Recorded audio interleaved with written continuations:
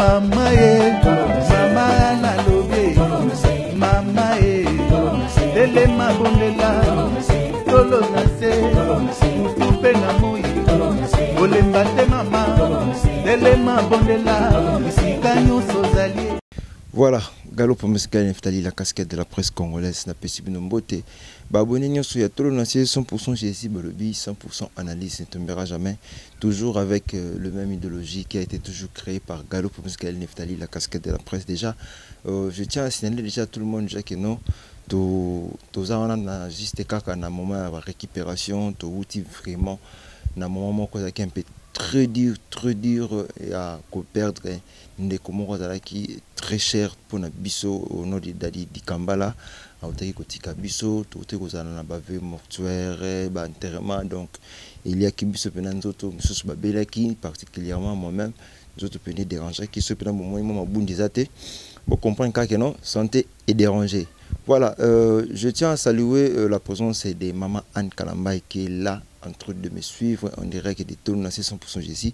et pourquoi pas aussi pasteur Carlos et les gardiens du temple de savoir les bien contrôler et pourquoi pas aussi au couple Kalambay, Jean-Claude Kalambay, maman Déborah Kalambay, le 22 août déjà mariage moko ya CAF na Paris donc au Boïa à Italio donc il est vraiment des alakara et belé babo sanaka que il faut que ça la compte rendu il y a makambonyo sur l'équipe koyeba place ni o simbaki te to bongisa place ni o simbaki to améliorer une fois de plus pour lobby et les camalamu et pourquoi pas aussi de saluer celui qui est derrière la caméra Jean Mwanza les caméramans présidentiels les caméramans Muluba caméraman Moka Nazaranaye la casquette des images donc azananga toujours na cadre ya boulot voilà c'est déjà début mars mais toujours clôturer déjà nos séances des émissions de février avec l'activité, la festivité à l'Iwaya, Dadi Kambala, le Nazanan de Konanga, double Rolex et Azapé, artiste comédien, Azapé Moko et Pandi Sango, Lokolaka Biso. Donc, Nayende Tokulukato, ça la analyse sur les comptes rendus, il y a obséqué, il y a Dadi Kambala, double Rolex. Bonjour. Ouais, bonjour Naftali Balobi, casquette sur la banque en fort, on a mounion les sous donc rappelle on a toujours gagné le bac en tout cas ba fan tout bolinga chaîne pour s'abonner d'abord et belé au senti que chaîne au senti que Nzambe na yesu batala rabina dimanche ba vandi ba hota l'émission donc on s'appelle la chaîne au fort et puis ba kolo chaîne Nzamba pambola ba toujours ni tout le baka qui il y a viva et devient sur le décès d'être chacun de nous parce que ceux qui Nzamba linga yité balinga ba sa la chaîne en tout cas ba abonner tout bo s'abonner ba na membre ba chinois par si boza au double Rolex toujours linga ka to linga au moniteur to linga na émission to linga ko partager parce que ba comprendre les marambo et so salama donc mboka na biso faut toloba parce que baloba biso double Rolex aloba trop double Rolex bon toloba trop parce que ce signe mam toloba so signe pété mam toloba te to yara na ba TV te toloba donc signe photo loba parce que ça ba ndeko misusu temps bazo yoka ba message pe échange ka pe bato parce que TV za radio donc merci beaucoup et puis mikolo tozaka na époque ya master nanga balobi papi neki n'apporte monnaie de Dieu na PC mote puis sans oublier les boss babi Fernando Finda Giantotila, babi l'homme du moment, Fernando Finda, boss. Donc babi na niveau mikolo donc morote. Tant on a Fernando Finda na on a mon grand pote Willy Moucheni code mondial à l'écaba niveau. Donc ba question ça ba réponse ça. Voilà, merci double Rolex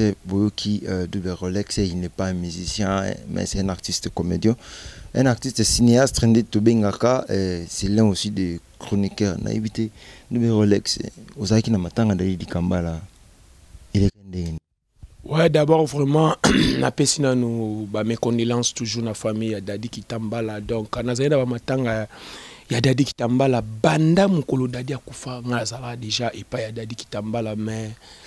en tout cas ils sont tristes tono le banon de konanga komona ba makambo leki na matanga ya Dadi Kitambala tokenda ba matanga tokeba matanga ya ba pololo tokeba matanga ya bato belé mais tout monde vraiment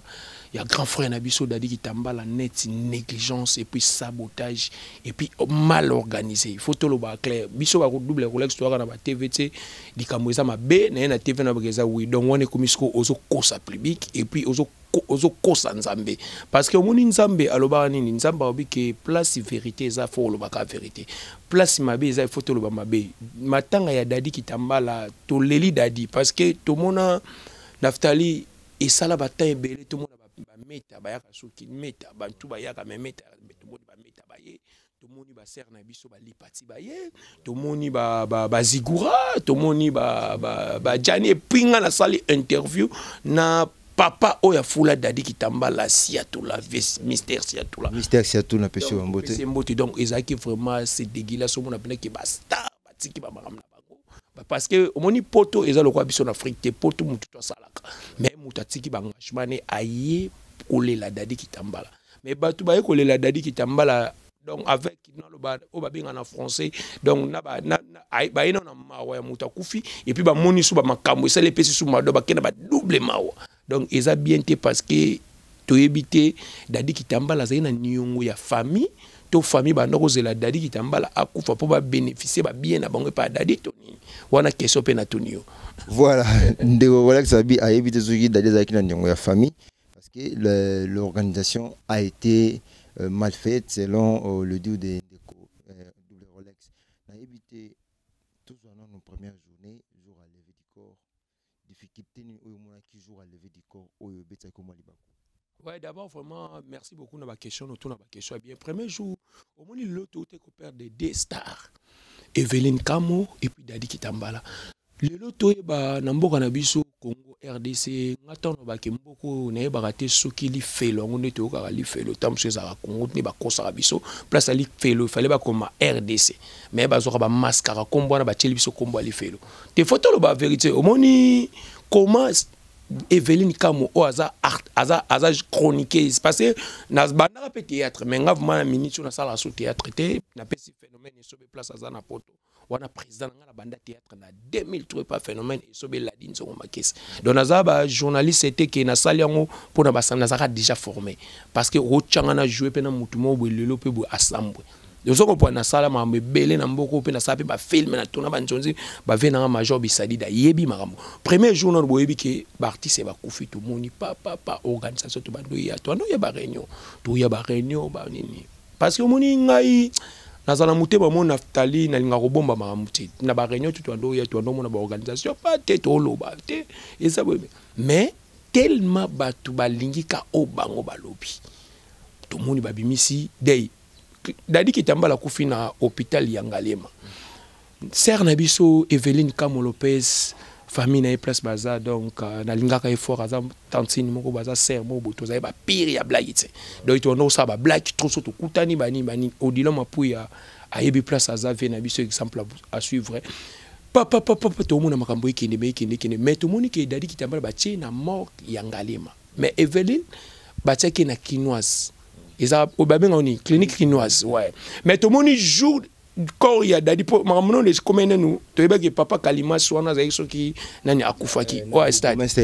il y a commune à Kin voilà tu comprenais que déjà qu'il faut ba kunda Dadi avant parce que dès il n'est pas fallait ça na martyr voilà tu comprenais que mais comment ba tu ba ko ça la organisation ba que Dadi Kitambala za star Dadi Kitambala jouer à ba blague tu Dadi Kitambala na mboka na biso aza icône tu ko jouer c'est mutu moko asa la cacher à Dadi Kitambala mais comme Dadi te ne tout le monde a le chiko pululu to ba pululu ba bima ezaka masana ona bangaka kyodo masana kyodo place azaye pe sona banga masana façon ko jouer les abatu ba beta ba kizengi onga na banga apa ba vena biso ba nani ba vena biso ba masasi ezaki soki pulu la jouer soki kyodo jouer ou puis na ser nanga boyiboyi o senti pena kete o ba bikizengi ozo comprendre parce que comment bino boyebi ke Dadi Kitambala deni no bat ba ya fort et ça le scandale bolongoli ebembe ya Evelyne Kamo na clinique chinoise bon memi yango lisusu na Ngalema. Est-ce que c'est normal ou un an d'abord il y a un bateau parce que une organisation on a habité ce que ça y va quitter to ezaka ba sentiment balinga ba sala makamba bon pour anine ba kufa après bango tamususu ba réunir ils en sens clinique chinoise eza pena eza na morgue eza pene pene wana mais que jamais boko longola ngo kuna bobo tout sango toye na de ya dadi banda tokomaki non d'abord nga comme de na martyr parce que équipe nanga chaîne nanga double Rolex TV o mikolo ezongi eza na makambo ye na puissance nga koma ka place information ça to komi wana soki ba 13 bazo bongisa na podium tala podium batie dadi tala podium batie Eveline Kamo do woni ikumba blague podium wana batie li dadi eza ba podium ya kala de podium on eza ba serra ba serre na biso ba visa ba kufa ba 11 ans passé 12 ans passé tala niveau de elaxanine est-ce que famille on entend tout le monde le maman Oliva kene na famille na pesa mo ba maman Denise ba kutana ba zwe ba eloko pourquoi ta bozu mbongo ata boza na posa ya mbongo mais il faut beaucoup kunda mutu na ne parce que soki lelo ba zwe mbongo ani za pona dadi kitambala soki dadi kitambala ça na kombote bani kufaka boye bana te est-ce que ba chona marti ou bien ba roya maman Oliva roya eza kombo ya dadi kitambala yango ndo moni apesa ki na mboka na biso yango batu babimisi bambongo bapesi mais to bino famille pe bozu mbongo faut boza mutema malamu boloba na ba organisation ve masumu net ngape na bandolo ba mabe pour na papa masumu en tout cas papa alimbisa na saba monsieur beleta ke ba chronique pour biso toza na esprit ya changement na RDC to na ba tout monde to ya te ke pour na finga yo na finga rate jamais double Rolex au sala émission ou bien bato balanda nga émission na mbanga na mbanga ba comprendre que double Rolex nga na ya lobaka oyo bato bazoloba tout ça la journaliste to défendre et o mabe bato ba loba biso to komisa message o comprendre musala journaliste yamuntu ya to loba bani donc sali bongo bani to ba ke ve masumu azalaki to watika makamutu na famille ya dadi kitambala bino mo bomoni makambo salami to yeba podium ya mabe makambo ba vanter dadi kitambala ba to yeko comprendre ba yeko mbomé le même jour ya corps ya dadi kitambala. Voilà, c'est une question aussi que j'allais poser parce que, à mon avis, excusez-moi vraiment tout dans la combo, parce que les jours d'Adi Akoufaki, c'était le mardi, après 48 heures, Dadi Bamboma qui est déjà 48 heures après l'Iwana. Mais dans le cas où nous Dadi Bamboma qui est le même jour. Pourquoi dire cela? Ouais, dans le lobby, bon, parce que au moins, nous avons une émission parce que nous sommes des journalistes.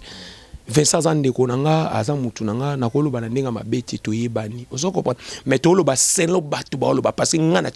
chaki micro na chaki papa nani vena biso nani masasi lobi on na marti ba image ça abi dadi kitambala ba mbomé le même jour o ba obi misa corna 11h bilamba dadi kitambala yesoki 16h toujours mon corbillard ba chaki dadi ba corbillard na kutu ba soni ba ko bimisa on nzela sima yo za journaliste faut le barba vérité. Maintenant qu'est-ce qu'on peut dire cela parce que de Vincent le bamboma qui 48 heures na interview papa ça va dire que no bamboma na 11 heures ce que to bani ya mona lobby ezala qui déjà mal organisé omoni ozaina matanga ya pushiko pululu otala ba organisation ya ba fiston sai otala ki ba organisation ya ba papa na masumu to lo bata ba vie masumu ba lia mbongo mais ba organisation za rapien banda ba matanga to mona ser na biso mindondo ozaina matanga mindondo omona ki organisation ya matanga ya mindondo sko yebisanga to loba pena clair na matanga mindondo na matanga dadi nini ezaki eza mal organisé.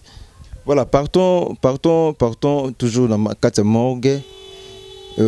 Bandeko bazala kiwana parce que moi personnellement zaki sur place mais bandeko kaka ba collègue presse bazala kiwana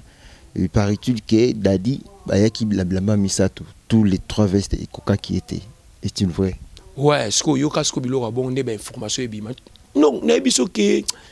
nazolela tisiko ndeko nanga Naftali mboka na biso faux culture makambo ça ata ba famille otoza nango le biso ba double Rolex pe to le kana ba TV ti lobi pe liweza ya mutu nyonso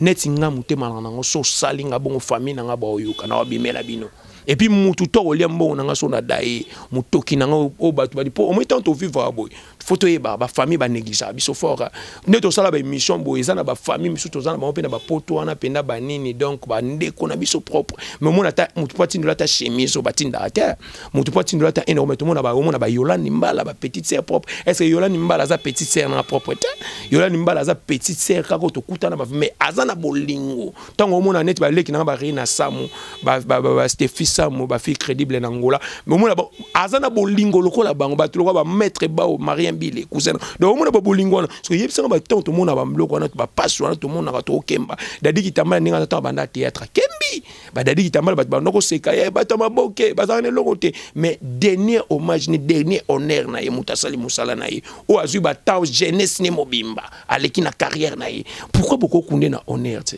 alebino famille bolo bake bo soit disant ce qui nini beaucoup cha compte bloqué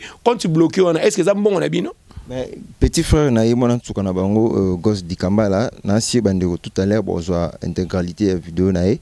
alobi ke famille ezwaki $6,000 et pesi na vena biso Fioti Omo que je salue azaki producteur kala mikolo comme na service funéraire na ye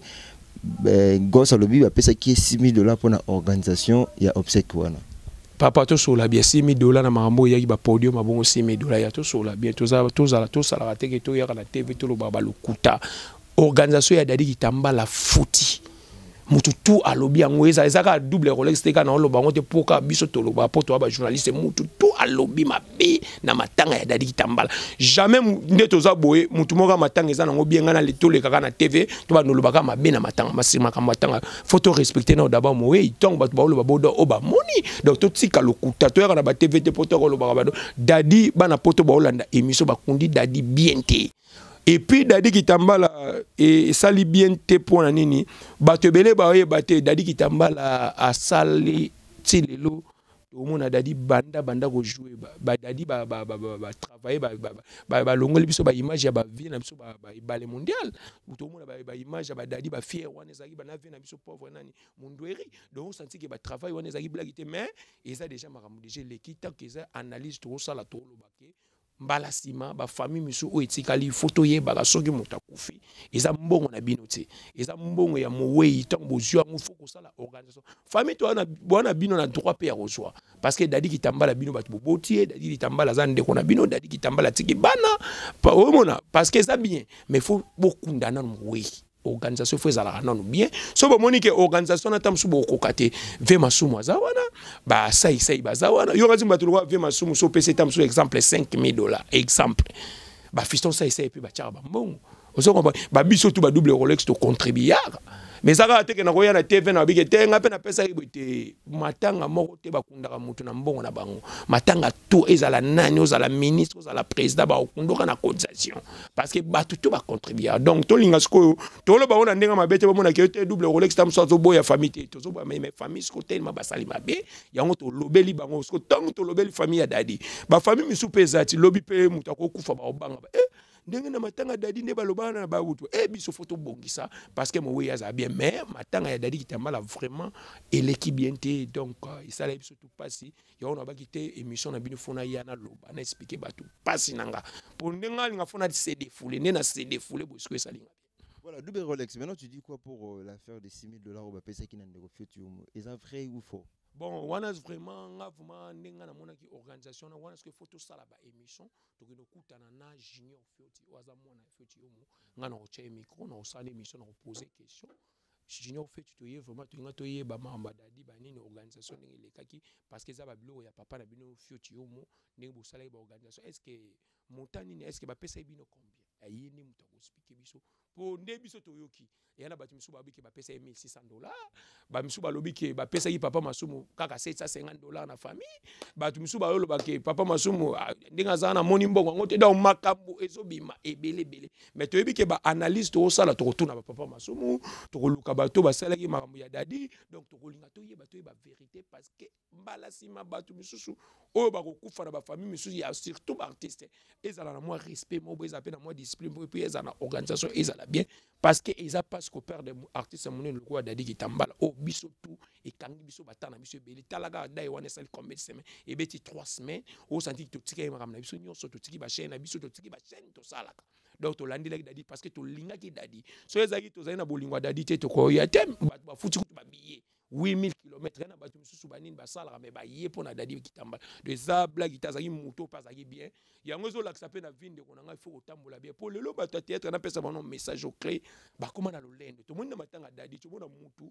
to lo bagelo ko na med photo mona ko pe na matanga polulu batu ba komo ko ebembe o mona artiste bovani na oshwe kaka voiture na yimoko akende bo azongi akende azongi ndeyebi te yango oza sirte moto somba voiture nazo comprendre ba artiste comédien te est-ce que ça normal voiture na yo moko sombi mais okomi okitisi ba vitre okeboye okememi bato tuzoye bato au juste ba comédien yango moninga le mo pena musala ya ba comédien na tika ngonano na kena na ba émission parce que ba comédien na mona mituna ba on comprendre ngo soute voiture na yo nafta neti oza na voiture na yo mutu aza na voiture na aye place bat bavandi est-ce que ba no tambola pa mapola kisa bato nini est-ce que voiture na yo comme ya Rolex voiture ya Rolex yo comme ya Naftali voiture na yo comme ya Yolande Mbale comme ya Gravina Mawela l'homme du moment 0049 Yalman non tout ce cas complexe ya ozana jeep ozana palin balobi vanité de vanité ba comédien donc na ba musicien ba zongisima ba journaliste ba zongisima ba joueur tout monde ba nani ba isama pe ba tout ba trésor pour tout ba mbongo yo mona ba trésor pour tout ba laksa kenga na danger mais yo le qui trésor pour tout na mbongo tour ya gaga massa nango sangi pe na ka benga na Lubumbashi pe boy ba ni tam so 2000 balles double Rolex ba ni foutre la tamon en chic est-ce que ça là mais bino moka ba comédie ba tapage ba misusu ko na cité ba kena scène à $50 à louer Karabat mais to bi ko tambola makolo oye na fuga ba to ça logesko nyoso wana pourquoi donc et là ça que bino ba comédien bino mona nous besoin na vie des autres bino mona nous vina bino to comprendre ba comédien to ba te soki ba bilo ni boko mo mela donc boko mo comme ça ba matanga lokwa tapage ni yo c'est la mutna matanga tant que vous dépensez, tant que vous avez organisé dans nos vies, vous avez le temps beaucoup faire. Vous avez maman livre, maman et ça peut sonner tant que le retour vivre tout le canapé, faut tout ça rappeler organiser. Et après que ça to coufi faut famille na biso faut ba so ki maman livre c'est quoi ça agité. Pour bien te tirer la maman livre. Non, maman livre pas dans la famille, maman livre pas dans l'occupation, maman livre pas dans la makamuna et beaucoup tu vas charge te pas maman livre. Tant que tu vivre, faut to bombarder. Redi ami ça y mango. Après tant double Rolex on les gars Michel lobby banine combien talaka ya finga ya lo eza ko finga te to lo ba vérité tant oza vivant biso ba artiste photo lengela aujourd'hui moi ça batini le code bomba ta 40 na banque 20 au lieu 20 ce ko futi ndaku zala mayeli tala ba conséquences on est au monde donc bilo on a tout et ça la bien te on les a conseil na pesi ba comédien voilà on les a conseil de la part de les Rolex à lancer vraiment na comédien oyo baza ko s'enorgueillir na kati ya makambo to yebi ke ebele ba komi kokufa kaka boye kola orgueil osali orgueil ngana okizuwa na tshelo mo eloko na tshelo mo momba ka ndenge lo ba bango moko polobi oleka tout monde a sous orgueil na ote. Alors ce qu'il faut retenir par rapport à tout ce qui est Rolex à lobby ezaka ke non l'organisation n'a pas été faite avec le $6,000 mais c'était moins de $6,000, ça reste à vérifier donc l'information eux qui circulait peut-être vous avez pas des gosses du Kambala petit frère Dadi qui va payer qui président Fioti Omo $6,000 donc ça reste à vérifier. Je profite de saluer aussi Junior Nzanza Ginel 24 c'est Junior Fioti pena mutunanga donc nga benga que les producteurs Junior Fioti donc l'homme du moment azana motema mawa jeune mo sentinga sona na problème sona bengi Junior en tout cas apesa nga solution donc nzamba pambolo mon motema ozala nango Junior Fioti donc OK lo ouais effectivement que azana motema mawa ya ba leki ebele papa ya bana ebele ayebi vraiment ko bomba azana motema ya ma en tout cas ba big salutation na yo na libota bisika ezwami double Rolex to na kata stade tozui to sangisa nuit na journée dernière journée à Dadi Dikamba na stade des Martyrs et lo konini oyo mona kike et c'est pour ça que tu fakis à la bongote. Ouais, d'abord tu comme na stade des Martyrs tout mona ki d'abord tu comme qui stade ezaki vraiment batu bazala ki pina mingité mais tant tu komi tout ça qui peut tant observer tout talibanini bandole la ndeko na biso Dadi Kitambala en tout cas mututo et le remarquer nga d'abord na stade na mona bolingo o balaxi Dadi Kitambala o mona pena ki o mona artiste le quoi vide de loin avec la corps ya Dadi Kitambala donc à l'elive na Dadi Kitambala en tout cas et marquer vraiment makasi o mona pena ba ansolozolo fantomas du théâtre mastananga soda azolela donc na biso kezaki donc chaléré na stade donc mututo lela ki au monde qui battait musique Koko Bilal battait nzembo nzambe mais Koko Bilal azo lela Dadi na loketo au senti qu'il y a mon image à zenga loketo mais nzoka ndezaki mawo donc ezaki donc ezaki chaléré et puis stade vraiment tous ala ki wana biso tout ba mama linga donc mutu to azala ki wana tous na social Dadi organisation na place wana moni pena ba mampo ba chapelle pe chanchaki major Bisadidi pa bimisaki mbongo auto moni pena que les producteurs parce que moni ba producteur le roi ba major Bisadidi c'est normal il faut abimisa mbongo ne pona Dadi Kitambala sali trop dans les amis du théâtre ba tebele ba baraté Dadi Kitambala azaka denti principal na ba film et tout ya major Bisadidi et puis azaka pire monto ya major Bisadidi et puis nga nazwa major interview ton retourner ba question a kolobate au senti kaza na pas double Rolex ce qui le beaucoup épaissi le beaucoup yebate Dadi aza muto asala mambebele nanga donc isalenga bien marqué nga au mona ki ba artiste le ko ba xil pechanga donc biso tout ozaki ba sila donc au mona mutu to leli Dadi Kitambala donc azaki vie moko boye tolinga ki fort tolinga ki na ba black na yi tolinga ki na gentillesse ni parce que ko zwa mutu le roi Dadi Kitambala et ko zwa biso tande baloba parce que Dadi Kitambala aza vie moko boye nga ça Dadi ba film na so pi ba cop misu pi na producteur mo pa pesinga la na bien faut jouer veut pas jouer pour moi kimi épée tala non niveau wango ba c'est on ba double relation to yeba na ba poto te ba émission tout te wana bo ça na théâtre tara vie Dadi o jouer essayer ba vie makaya ba te belé mais na suka na po kimi tala niveau wana pe petit banini mais vu beaucoup tane na nzela bo moi les mo ba témoignage wa vie wana ba petit o ça nanga yo so mbongo banini boy bani Ousmane frappe banini ma ça pas à producteur za na Kenya o te Angola o liba mbongo ba vie ya petit yo ça na ça va le on a $10 wana ah mais vu on a les mbongo filmer ba tourner pe principal ba Micho ba imambo na sur la Micho pas joie ouais ba c'est ba Micho moto fort Micho bozo abima na moto ça mais nga na jouer ça banco ba Barcelone na jouer ça banco donc mais vite beaucoup t'as mon avait toujours car à osika mon petit sombelanga bo bon moi peut pas verser donc eza ba vie beleti ba vie le belé tête tout monde ba comme ba orgueil au recoute na pe dans la poto yebani place ba uta vio vio azali lo te mais le là comme a mon pele mo bo bani au moins peut c'est bonjour on a pas sali peneti charisme tandis que biso to ba artiste moi pe mutasa charisme ngana ko aider parce que mbala sima surtout kuta no vio zo 40 na chombo te na parce que eza wenge mais Dadi Kitambala azaki play na mututu eza te ke to lo ba po Dadi Kitambala kufi pour ça ba miso bazara ba lo ba soki muta kufi ya Dadi azaki bien mengana yebi Dadi Kitambala vraiment azaki bien en tout cas yango moni tozaki na souci et puis conseil na opesa sous artiste bolanda exemple ya Dadi Kitambala azaki social azaki muta mututu yango moni lelo pe bat balele na on yo muto sala no lo lendo yo muto leki Mobutu na succès yo muto leki JB Mpena na succès yo muto komano soki nani lobby nango ete ya yo pour tango problème yaka koto to comprendre que batu ba oyate pour ça batu musu ba artiste comédien na tangi ba kombote ba kama ba on s'arrête voilà double ça quand on question de curiosité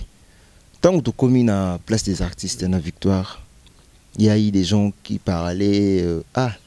mais Bemba Dadi na Victoire batu bazate boy par rapport à ndenge pour ba on va comparaison par rapport à ndenge zalaka moi ba embouteillage mais Dadi toyé batu bazate. Mais les autres ont poussé leurs raisons qui c'était par rapport, il y a délocalisation, il y a journée, il y a sortie du corps, il y a le 28, il y a le 27. Bon, place où on a un plébis qui ont déjà des bandeli, pour comprendre des badés, ils ont mis balé, ok, na 16e et pas Evelyne. Oui, si Evelyne, petite sœur, n'a koufi, chroniqueuse, auto-arabie, naturel qu'on comme un accord, on était pourquoi. Dadi Tolongo ngali m'a dit 7 heures. C'était pour dire quoi Colombo déjà mal organisé. Mon cher, tant que en français, tant que déjà qu'il est mal organisé. Mam tu es bien. Parce que biso to yuna nga na bisi ya les amis du théâtre au major à loi qui bisa mon na meme ba comédie tout na kat. Parce que au lieu to ya to kenenzela Victoire Mbalamo Karwane continue ba mon marti. Sur la kat biso to zai combien? To cause apeta ba 50 personnes. Mais to ça ni to koti. So na micho no pesa na faute parce que batu balembaki. Mutu muso ayeta muso 8 na nda kuneta muso aliete. So vandi ozela image talaka moya kini chaleur mutoki neti biso ba mitoki na tokoka ngote senga il faut commencer palo sukola o changer sous bilamba donc nyoso wana et ça la minini pour organisation eza bien ki so ne soki organisation eza bien e bandel déjà makambo ba bike Dadi Kitambala attaque eza star ba chene le 27 Evelyne ba ata le 5 mais makambo nyoso ngomona ke bango tu ba ngaba lela mana honneur so moya ko kabuleza tiane tu olongwe kota Dadi ozongi palo la litango yeso so image okene sous 16e rideau temps eza te donc eza faute ya batute public qui va comprendre que ça qui dans organisation ni mutsenga bon mais batu baleli Dadi Kitambala o lobi ke Dadi Kitambala batu baleli takosi parce que Dadi Kitambala mutu tout ezala mwana muke aleli Dadi Kitambala de lo ngana lo baka yango Voilà, merci Tozo qui n'est malé mena chiti émission na biso to komisiko na cimetière. Mais c'était une chose étonnante parce que na matanga pululu Tozo ngaka Tozo a toujours par exemple na matanga pululu to monaka artiste au bakendaka cimetière bazaka c'était 5 boy. Si je me trompe pas parce que na dalaka Maman Kalunga Fali Maswaku Dinola Pomba na Kwinkwi. Donc bato nga mona na cimetière bangwana na yebité yebema Dadi Kambala il y a eu quelques artistes au ba accompagné qui Dadi na dernière demeure na. Ouais, ngana mona image ngana zale ki wana te mena mona j'ai vu des images parce que balobi TV za radio te na koya te pona côté la moto pona lobela moto pour moto mota ofutani nga double Rolex pour biso linga na droite na mona ki bato basaki beli na mona ba Christian Shoga na moni ba ebakata ser ebakata na mona ki bato basaki bele au moni za problème ya nini moni ya baki Dadi matanga na ye donc comme déjà tala matanga Dadi clair nini faut comprendre matanga Dadi ki ba 12h30 ba kenezo ba truc bazaki ki di ba apparemment 12h wana c'est parce que déjà comment qui kopola kasi on to yate pas parce que yebisanga mutu ba mbomé les mêmes jours korebi ya mamto loba so tant biso to loba boto finga mutu te tant biso to loba boto loba o biso to moni pasi wana zo sala biso artiste le roi Daniel Munene wa sala combo papa bio ebe mene koma kopola eba no lumbisa solo pourquoi est-ce que mbongo ezangaki so bomona ke tamusu mbongo ezaki fallait bobenga Dadi azana ba relata ba grand prêtre ba Gentini Ngobila le gouverneur vient na biso yo se mutu le roi Gentini Ngobila so benge bi ke TV Veda talaka ve Gentini Ngobila papa social ya ezama mba soni to lo ba on la TVT donc ne ezaba ba tala ku soni na rolela tala ko mona biloko bongo Dadi Kitambala au prêtre o ke mutu tout le lo théâtre Dadi Kitambala so ile kana TV to za nani ataza mwana bébé o talango parce qu'il y a jouer, il y a carnet ba rôle de mesco, ba kimisi et bemba Dadi pour ni comme couper ça ba rodé. Donc il a ça qui y a autre bail qui ezala qui mal organisé. Est-ce que oui que place pas conduit Dadi et là qui deuxième place pas son bien pour naï. Bon, on a vraiment parce que na kendagi cimetière tena ebité wana ndi mutu opesa nga information. Oui, Dadi ba son bien que libulu na nécropole T. Les gens ont déclaré, bah toi 4 kaka va déclarer, bah bien moi le bossa là, oh yo bah parce que famille Toli, moi le bossa là, oh c'est parce que bah artiste non bah yo qui en côté. Donc je parle ici, na solo qu'on a un producteur qui entend à comboter, il me tabete lenga masabi ba produit ba collègue na ya Dadi kutu ba yimba rambote. Parce que ne comprend des musika des musika. Ya musika za leka ne pro na ebi na tukenda kuna vie na ngamo boy kona leka da ozana ti route maluko kebo bino bokeneti. Voilà. Na kendaki. Voilà. Donc débat sur la famille ba noté bo changer. Ambongo bo pesa ki kuna bo baksa kaka ndambo ndo mona kino ba ndo kunda ndeko Dadi bisika wana. Na kati wana ni stozolo baka so konzolo baka kino il y a toujours une mal organisation. Ce qu'on a évité ba kondi Dadi. Qu'est-ce qu'il faut retenir sur la personne de Dadi Kambala? Ouais, d'abord, vraiment, autour d'une question, moi, ça bien, ça très capital. On peut ça conseil parce que tout le monde a dit, na Dadi, moi ça Dadi Liboso, moi ça Dadi mi balé comme une guerre d'esprit. Na Marseille, je vis ou bah au kuna ba au bois qui la jeton, mais boye ba quand même bino au bobotina Dadi Tambala wana opesa no message. Na opesa eza ma Gisèle, kuna ni ma Gisèle na N aza déjà mutuna solane bien aza pe mutamaele aza na nos grande sœur ya ndeko nanga mo be masa nanga mo jier au mari je demain ça na Paris masa nanga ebi donc na opesa bino conseil omoni d'abord il faut protéger nos bana bino Dadi Kitambala tiki bana ebele. Tu vois, Dadi Kitambala lelo asali ba carrière belé mais mboka na biso tellement pe mboka eza bien te. Ba valeur ya artiste c'était même ba jouer lelo ba artiste même so ba kufa pauvre. Mais il y a aussi une chose que j'ai oublié. Est-ce que c'était pas aussi important de décorer Dadi Kambala? Na opesa no message et puis na oya pe place wana oyo lobi. Na opesa no message na famille wana puis na lelo bino Dadi akufi muto bozale na Dadi ozonga soute omoni ba famille wana o baza Dadi mutu mo ta olinga bino be mutu mo ta olinga bana Dadi lokola ndenge Dadi alinga ebango ya netinga ndena na mwana nga TJ atale kinanga banini abindenge nini aolinga songa na kufi ata abike ya junior ezate ndenge na olinga TJ donc bino d'abord boza déjà ba responsable bo protéger ne bana bino soucinga kuna osenga bino bolukande mbongo wana nde balobi ke soki continue ni bo solo la famille bien basomba ta mabele conseil na opesa ba basombela ta bana dadi mabele moni so bosombela ta terrain to moi bena terrain ya dadi kitambala bosombeli bana dadi mutu moko te po tobi dadi azana ba relation et ana batu musu pour mona pe na kuzu pa yebo asombi ta musu ciment et ana mutu musu pe bo ta musu pa sombi brique et puis bana wana nyonso bo tia kombo ya bana wana idée mais est-ce que bino idée ne go mi sape ya des zones ya ona lo bakasité mais est-ce que bino no mutu bakundi mutu te ba guerre d'esprit de Jebanti donc et ça là qui bien te en tout cas conseil n'enga pe ça na bon mais na ebike baza déjà et ça peut passer au moni ko kufela mbali et ça black et ça peut ba musu baza na ba songe o ba tchaka kende boy donc ata bo sali tout wana dadia ozonga souté donc faut boza na maîtrise bo lelane bo tala sko intérêt ya bana bino et puis bana tant bo ça ba guerre d'esprit boye ba ke bo kabula bana tandis que bana ya mutu bazaka na makila mutu wana ata lelo bokabuli bana ata lelo bino bokebo boyeba ke bana na enjo so bike onde konanga bazaka na bolingo parce que atangani na boy moi sinanga onazarani na pala kufa atikanga na mwana moko teji mais mwana na pe abotaka pe na lekine mais lelo teji na taza na mbokani na za na États-Unis atanga na Kenya na tinde wapi azaka na social lekine aïsanga papa parce que oui bano baloba français ke ba mais papa c'est ma sœur ba ko lande la lekinaï donc état la te que pour abota kana mobali mususu donc tous en na bolingo d'abord ya bana wana et puis na bolingo na bino ba fertilité na bino ba guerre d'esprit na bino bolongo na bota na intérêt ya bana wana nzambe a opambola bana ba kola parce que to yebi lobité nangi na lobeloko lobi ya décoration pour nanga ba ko décorer dadi kitambala biloko wana na opesa message et papa masumu ya za présent ya ba comédien ba ko ça la pe mo loko mo ba décorer dadi ezaki ko initiative ya papa masumu o azaba ba présent nini komba nini président NTPC komba una ko lo bango bien te de on mona ngo live for donc yem taza présent yem ta ko ça le organiser pour tout monde ba vie bodo bazaki tout monde bango tout équipe mo mesaki wana ba ni ba vena msumu yom gauche ba yaki ozomona to ya raté ba place à matanga pour to relaxer ba succès na biso président ba tebele mona ba leader ebele ba yaka na donc mo yom gauche donc et ça va fertilité nana pesa ki idée wana motuté dadi kitambala ya ona bi baleli dadi kitambala donc lokola mwana muke do ba bosani ba œuvre dadi kitambala sala so ba biso le to bosser bo to continuer ba ni to bosser na ba TV be terrain to forcer lobi na opétant to kufa ba bosana biso ba bosani ke ba biso to sala ba ret ba bosani moi je parle tout c'est aller dormir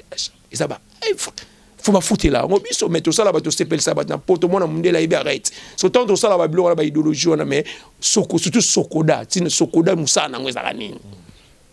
ba artiste ba kufa pauvre lelo dadi kitambala kufi yebisanga ba biloko to ba filmer o a tourna bana ne ba bénéficier nani et lo te bino bebika soki maman livre na kingakati bozi kombo kaka o rabino batu bokenda bozana ba kombo na bino boda bo maska bozana bato na bino na ba biro do ezaka ke so mère bien qu'il faut carabino non maman livre azaya bino kate maman livre azaya maman sociale azaya bato nyonso osomona ne bolinga bo bebisa makambo bino mo poani boza motema mabe pe le koso yango mona lelo ba comédie na biso bazo kufa trop parce que le koso eleki bali ko ka place mbongo ezate so kopka ke za donc ba pona nakako c'est pas bien bino putain bokena okuta na maman livre bo pesa pe ba idée pourquoi pas boloba te maman okose la biso ta moi coopératif mo ta moi banque mo te pona ba artiste ndenge ba femme ne ba artiste ba kufa bana ba tika pauvre na ba droit d'auteur na biso maman landi la biso na ba droit na biso mbongo ane kota po sunga ta bana est-ce que bazana ba idée wana et en plus ba oti récemment a okuta na la première dame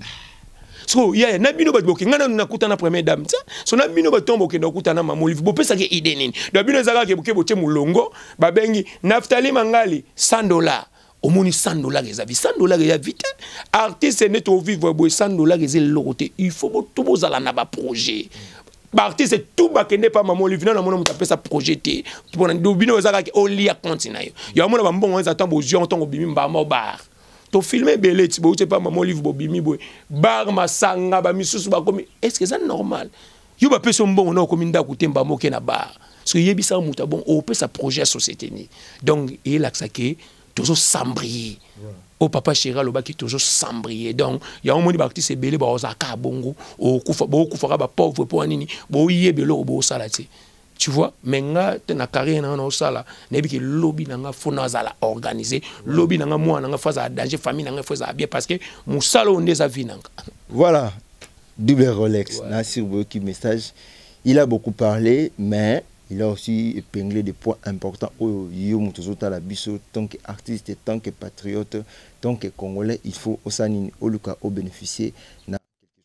C'est notre dernière question pour nous séparer avec cette très belle analyse sur Tolo 100% Jésus qui est toujours présentée par Gallo Pomesgal Neftali, la casquette de la presse congolaise avec double Rolex. Double Rolex, ouais. S'il faut juger les attitudes des artistes comédiens, jour il y a sorti du corps, il y a des Kambala, un jour enterrement au Kolobani. Bon, attitude d'abord, c'était bien. Au début déjà, tant que tu déjà mort Gebani, tout le monde qui est bien, mais qui est des cas départ il y a dadi et comme fête et comme ambiance et comme na oshwe et comme mutala kisabui ngana za danger so ngabilo ka bongo sko et salanga pasi na vanda pena le ngapena zena na oshwit na fa ina ngapena batu na ngape na olela kaka na olela kana mona pena ke non mo we akete donc tant ka ba otombo la kana ebise ka wana dadi kitambala korbiane koma ki atana ponga bite donc faites ces bandits. Donc sur 100% d'artistes et comédiens, il y a eu combien de pourcents d'artistes qui sont cimetière na ba o ba kende na ba. Ya on a lobité mutazo boulé na nous akende oshwe. Alors on attend que nous talande gona sauf tous 100%. O ba kende cimetière ba cause à 20%. O ba kende oshwe ba za ba 80% cause à 90% parce que tozo boulé ni no beti matolo ba tindelo mbongo wana ba nini faut commission ngata na ndako yozo boulé ka OK na ba. Au vanta bateau mais là après lobby nango olela sous 500 francs olela 1000 francs au remis ndenge nini c'est pas bien au moni bateau batine la biso ba mbongo ba loko thérapeutique ozomona donc eza ba mbongo to ba opesa biso eza ba mbongo pa mituki ya passe et puis muto poto pe soka kabelio face na bolingo no poza na bateau belé pa poto ba kabate tolo ba clair eza bateau belé net singa mona tena be mission na boka so bateau pa pambati wana mutu muso pena ke bando boaka kaye boaka mais ata 1 euro pambati de la route so yebisanga mutu bona oboaka pourquoi de là que ça qui ngata na problème au aider non ngati donc et ça la nga passe wana eza bato ba bandi ba misala ngo sika ba internet a sentiment na oboaka ngana oboaka faut à la papine kina porte-monnaie de Dieu il faut à la Yolande Nimba la petite sœur propre teinture le roi papier duplicateur il faut à la Gravina Mawe la 0049 code allemand il faut à la boss Fernando Finda dia Totila Fernando Finda, l'homme du moment où il y a Mikolo, au senti que boss, chaque jour, tu as un boss, au senti que c'est faux en boss, très sympa, très humble. Boss, à l'air en battu, Fernando Finda, sponsor officiel de l'émission dans Mikolo, Fernando Finda, puis il vient dans Willy Mouchen, il connaît mondial à Tika, so bata bongo, so yebisanga. Au monde qui bata boye so bazata 100 na Congo mboko fwe bonga parce que bazana botema ya boyede mais yo bo mutu mo boye kutu yana mama samo ba pesa ngezaka comme comédie apesa na libanga fi mona no bo kalani soki falon oye jonga fi ngo sakufana ana bichi boa ka fi ala fa oh falon eza so falon ki tega kufana Belgique donc kufa ce qu'on a autoroutes so ngaziko na bo ka fi wana so falon ki tega na Liège banene tu as ne fui na kufa parce que masa moka jum so ta mission na ndeza mbanga na mbanga bo abi me double oui ba que fui no o boka na met azaka na Liège te oh fui na kufa ça fait ba inana mais masa na poto anda tindanga na boakai parce que tala boka sanga muta kufa donc na seka pour ça que tu o na benga yemo ko ta ko seka bia ya obite kasi bolinga bi boka do yela ça déjà que tout le monde a makambu na musala o tout le monde a mabe tout le monde a na malamu mais toujours tous na ba maîtrise pour ani tu que musala na biso yango pasi to bisengo to sala parce que nga simba micro parce que yebisanga comme sanga tailleur na age de na kobibo donc et simba en tout cas ba abonner tout bolandi émission bo s'abonner ba émission de yango senti que to yé to critiquer mututé to fini mututé to tangi komba mututé to sali analyse ya makambo ya dadi itamba et ate ko benga na téléphone o intimider nga keba parce que nga ba intimider nga to mona général kabidi Voilà, nous profitons de ce numéro de téléphone. Ouais, parce que ma dédicace déjà se baisse déjà. Ma dédicace, on peut s'assurer un peu, c'est déjà ma dédicace. Le numéro est plus 243. Il y a Willy Moucheni, code mondial 89 680 67 70. Plus 243 89 680 67 70. Le numéro est WhatsApp. Comme il y a des remarques, banini, et ça là bien. Les mots peuvent n'a pas jalo, ba finga la biso, ano mon va nous bolé semol. Et là, ça les a été au finga mouch, au moutaye beauty. Donc, yo yebinga mengana beauty. Donc, merci beaucoup. Puis, la pessimmo t'es pas petite sœur propre, Karine mo konzi la baronne, Micho fois tchango de na page ni wana banini. Et puis, ba maman autorité, ba bimi kulo na putu, ba maman autorité, maman kabibi mwamba, bato sate banani. Puis, bana membre, ba chinois, bo s'abonner, belé na chaîne, bokota, ah, tout le baka vérité, ça te que o afinga kia ça arrive. Et puis, na yo moko sa l'émission qui toque en tout cas, félicitations. Dans le journal, le bani no sananga, bani tokeno. Le dimanche. Double Rolex. Voilà. Bah, vie des bonnes choses ne dire jamais. Je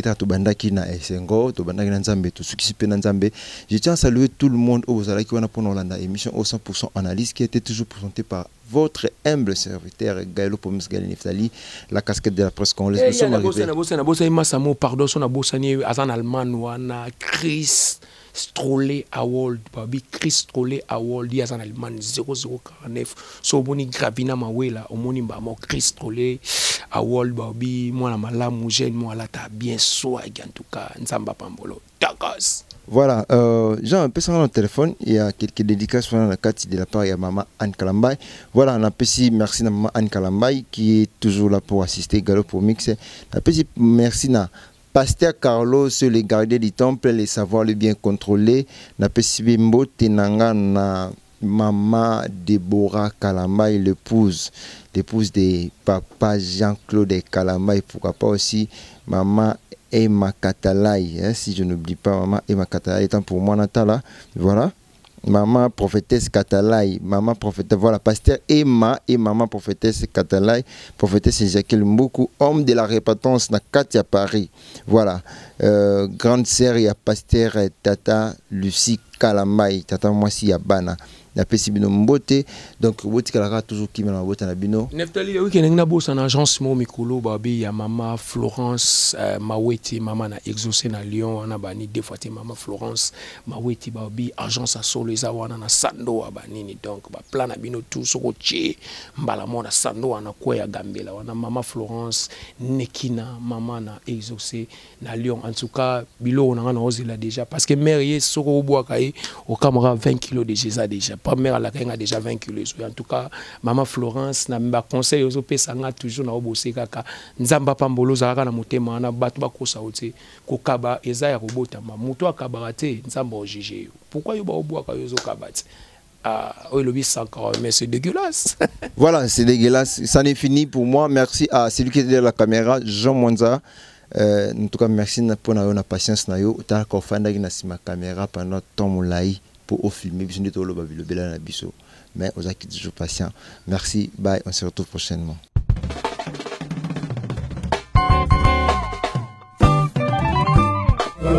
Oh mama mama na lobe, mama